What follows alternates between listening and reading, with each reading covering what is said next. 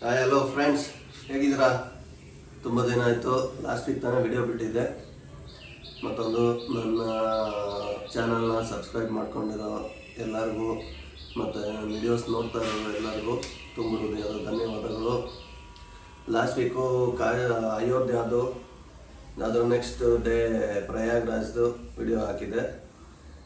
ಈ ವಾರ ಕಾಶಿದು ವಿಡಿಯೋ ಹಾಕ್ತಾಯಿದ್ದೀನಿ. ನಾನು ಇನ್ನು ಏನಂದರೆ ಟ್ರಯಲ್ ಆ್ಯಂಡ್ ಎರರ್ ಮಾಡ್ತಾಯಿದ್ದೀನಿ ಎಡಿಟಿಂಗು. ಒಂದು ಟಿ ವಿಲಿ ಫುಲ್ ಸ್ಕ್ರೀನ್ ಬರ್ತಾ ಇಲ್ಲ, ಒಂದೊಂದ್ರಲ್ಲಿ ಆಡಿಯೋ ಮುಂದೆ ಹೋಗ್ತಿದೆ, ವಿಡಿಯೋ ಹಿಂದೆ ಬರ್ತಿದೆ. ಸೊ ಅದು ಟ್ರಯಲ್ ಆ್ಯಂಡ್ ಎರರ್ ಮಾಡ್ತಾಯಿದ್ದೀನಿ. ಎಲ್ಲ ಸ್ವಲ್ಪ ಹೊಟ್ಟೆಗೆ ಹಾಕ್ಕೊಳ್ಳಿ.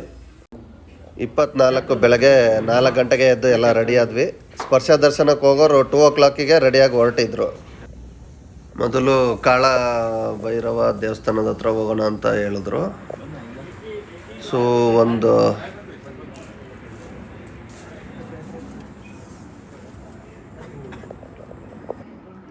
ಎಲ್ಲರೂ ಟಿ ಟಿಲಿ ಟ್ರಾವೆಲ್ ಮಾಡ್ಕೊಂಡು ಹೋದ್ವಿ.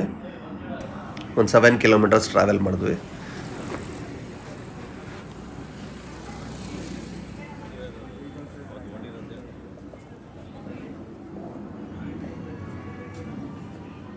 ನಾಲ್ಕು ಮುಕ್ಕಾಲಷ್ಟೊತ್ತಿಗೆಲ್ಲ ಹೋಗಿ ಕ್ಯೂವಲ್ಲಿ ನಿಂತಿದ್ವಿ ಭೋಲೆನಾಥ್ ದೇವಸ್ಥಾನದ ಹತ್ರ. ಅಲ್ಲೆಲ್ಲರೂ ನಾಮ ಬಳಸ್ಕೊಂಡು ಒಂದು ಫೋಟೋ ಶೂಟ್ ಮಾಡಿದ್ವಿ. 5 ಗಂಟೆಗೆ ಓಪನ್ ಆಗುತ್ತೆ ಭೋಲೆನಾಥ್ ದೇವಸ್ಥಾನ ಅಂತ ಹೇಳಿದ್ರು. ಇಂಪನೂ ನೋಡಿ.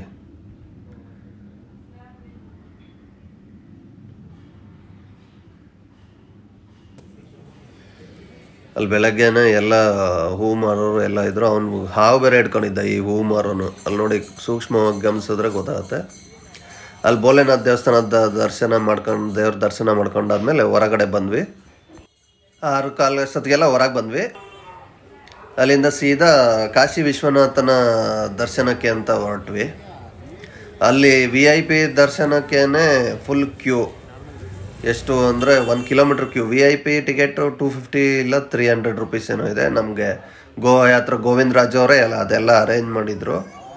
ಸೊ ಅಲ್ಲಿ ನಿಂತ್ಕೊಂಡು 6:30 ಅಷ್ಟೊತ್ತಿಗೆ ನಾವು ಆ ಕ್ಯೂ ಅಲ್ಲಿದ್ವಿ.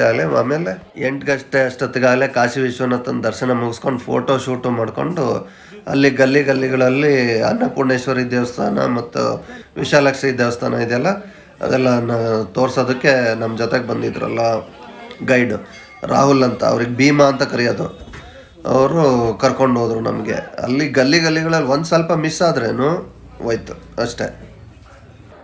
ಮತ್ತು ಅಲ್ಲೆಲ್ಲ ದರ್ಶನಗಳು ಮಾಡಿಕೊಂಡು ವಾಪಸ್ ಬಂದು ಇನ್ನೊಮ್ಮೆ ವಿಶ್ವನಾಥನ ದೇವಸ್ಥಾನದ ಹತ್ರ ಬಂದ್ವಿ.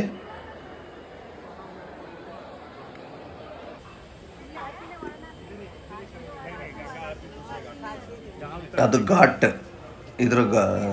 ನದಿ ದಡಕ್ಕೆ ಹೋಗುತ್ತದು. ಮತ್ತು ಫೋಟೋ ಶೂಟು.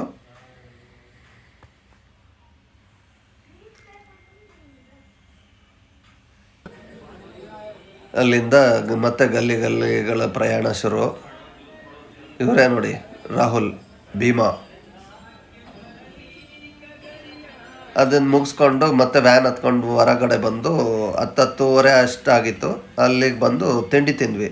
10:30 ಆಗಲೇ ಫುಲ್ ಹೊಟ್ಟೆ ಹಸ್ಬಿಟ್ಟಿತ್ತು. ಬೆಳಗ್ಗೆ 4 ಗಂಟೆಗೆ ಹೊರಟಿದ್ವಿ, 3 ಗಂಟೆಗೆ ಎದ್ದಿದ್ವಿ, 4 ಗಂಟೆಗೆ ಹೊರಟಿದ್ವಾ, ಫುಲ್ ಹೊಟ್ಟೆ ಹಸ್ಬಿಟ್ಟಿತ್ತು.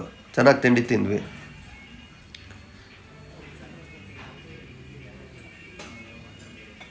ವೆರೈಟಿ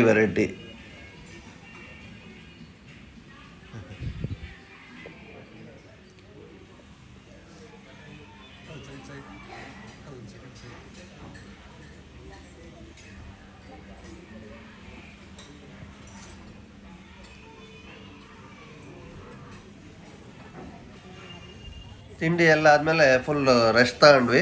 ಅಲ್ಲಿಂದ ಬನಾರಸ್ ಯೂನಿವರ್ಸಿಟಿ ಹತ್ರ 2 o'clock ಅಷ್ಟೊತ್ತಿಗೆ ಹೊರಟ್ವಿ. ರೆಸ್ಟ್ ಎಲ್ಲ ತೊಗೊಂಡಾದ್ಮೇಲೆ 2 o'clock ಅಷ್ಟೊತ್ತಿಗೆ ಬನಾರಸ್ ಯೂನಿವರ್ಸಿಟಿಗೆ ಹೋದ್ವಿ. ತುಂಬ ದೊಡ್ಡ ಯೂನಿವರ್ಸಿಟಿ, 6.5 ಎಕರೆನೋ ಎಷ್ಟೋ ಎಕರೆ ಹೇಳಿದ್ರು, ಅಷ್ಟು ಎಕರೆ ಜಾಗದಲ್ಲಿದೆ. ಅದೇ ಯೂನಿವರ್ಸಿಟಿ ಒಳಗೆ ಬಿರ್ಲಾ ಟೆಂಪಲ್ ಅಂತ ಒಂದಿದೆ. ಅದು recreation of Kashi Vishwanath temple. ಅದು ತುಂಬ ಚೆನ್ನಾಗಿದೆ. ಅಲ್ಲಿ ಸ್ಪರ್ಶ ದರ್ಶನಕ್ಕೆ ಆಗಲಿಲ್ಲ ನಮಗೆ. ಸೊ ಇಲ್ಲಿ ಹೋಗಿ ಸ್ಪರ್ಶ ಮಾಡಿದ್ವಿ.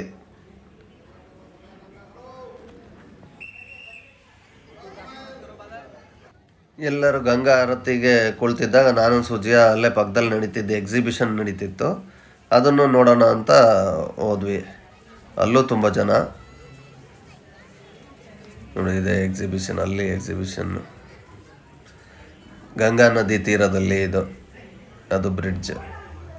ಇದು ನಮೋ ಘಾಟ್. ಇದು ಗಂಗಾ ಆರತಿ ಈ ಸರಿ ನಮೋ ಘಾಟ್ ಪಕ್ಕದಲ್ಲಿರೋ ಇನ್ನೊಂದು ಘಾಟಲ್ಲಿ ನಡೀತಾ ಇತ್ತು. ಇದು ನಮೋ ಘಾಟಲ್ಲಿ ಎಕ್ಸಿಬಿಷನ್ ನಡೀತಾ ಇತ್ತು. ಗಂಗಾ ಆರತಿಗಿಂತ ಮುಂಚೆ ತುಂಬ ಚೆನ್ನಾಗಿ ಭಜನೆಗಳು ಹೇಳ್ಕೊಟ್ರು.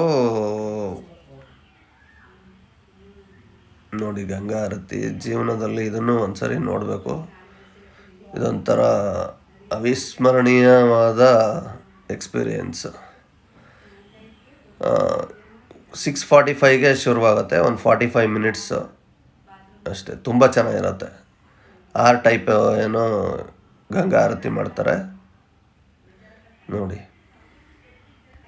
ಗಂಗಾ ಆರತಿ ಮುಗೀತಿದ್ದಂಗೆ ಎಲ್ಲರೂ ರೂಮ್ ಕಡೆಗೆ ಹೊರಟ್ವಿ. ಫುಲ್ಲು ಟಯರ್ಡ್ ಆಗಿದ್ದರಿಂದ ಹೋಗಿ ಮಲ್ಕೊಂಡ್ವಿ. ಹಾಗೂ ಆ ದಿನ ಮುಗಿಸಿದ್ವಿ. ಇನ್ನೊಂದು ವಿಡಿಯೋದಲ್ಲಿ ಸಿಗೋಣ ಫ್ರೆಂಡ್ಸ್. Thank you, bye.